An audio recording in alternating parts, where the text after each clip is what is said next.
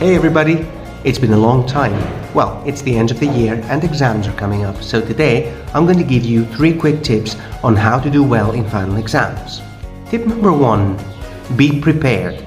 You have to remember that apart from all the hard work you've been doing all year, it is important that on that day there is nothing that you might need and not have with you. So make sure you prepare everything the day before and make sure you know exactly what is going to happen on the day of the exam so there are no stressful surprises. Tip number 2, be cool.